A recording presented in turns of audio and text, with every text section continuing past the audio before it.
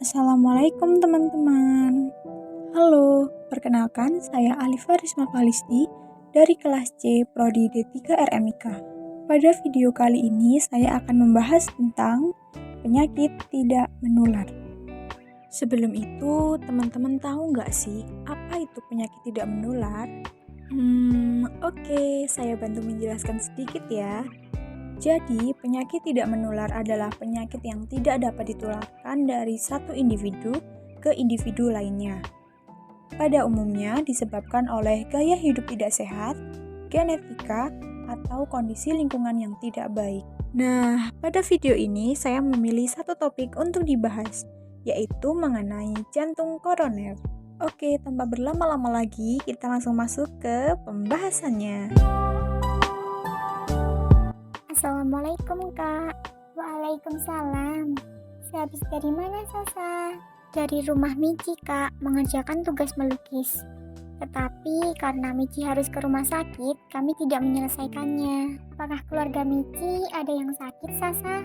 Iya Kak, kata Michi penyakit jantung koroner kakeknya kambuh. Syafahullah. Amin. Tapi Kak, sebenarnya jantung koroner ini yang seperti apa ya? Dan waktu itu ibu guru pernah berkata bahwa ini termasuk penyakit tidak menular. Benar sekali. Jantung koroner termasuk ke dalam penyakit tidak menular. Oke, akan kakak jelaskan ya. Jadi, apa sih jantung koroner itu? Jantung koroner adalah salah satu contoh penyakit tidak menular yang disebabkan karena penyumbatan pembuluh arteri koroner atau penyempitan karena endapan lemak yang secara bertahap menumpuk di dinding arteri. Lantas, bagaimana jantung koroner berdistribusi? Seperti yang sudah dijelaskan di awal, jantung koroner termasuk ke dalam penyakit tidak menular, sehingga penyakit ini murni disebabkan oleh kondisi individu itu sendiri. Bisa karena pola makan atau gaya hidup yang tidak sehat. Lalu, apa faktor penyebabnya? Faktor pertama adalah obesitas.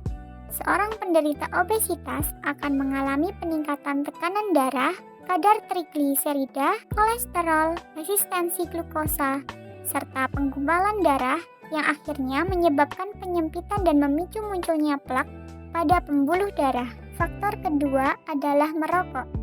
Tembakau dalam rokok menyebabkan penurunan kadar oksigen yang mengakibatkan darah mudah menggumpal.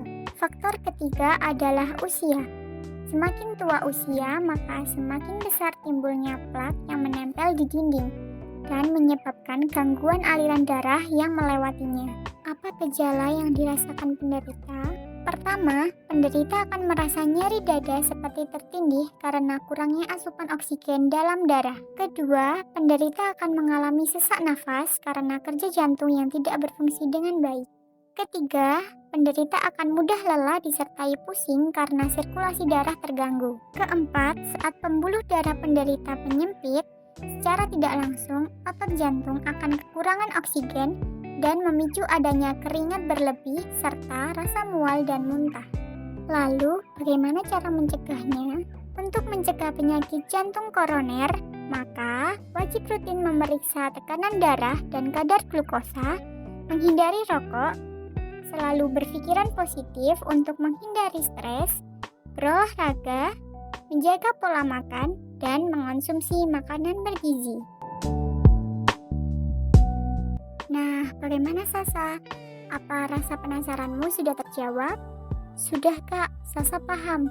Jantung koroner terjadi karena beberapa faktor dari dalam diri seseorang dan bukan ditularkan dari orang lain. Itu kenapa jantung koroner termasuk ke dalam penyakit tidak menular. Terima kasih Kak. Dengan senang hati Sasa, semangat ya belajarnya. Wah, bagaimana teman-teman setelah belajar dengan Sasa dan kakak? Terima kasih sudah menonton.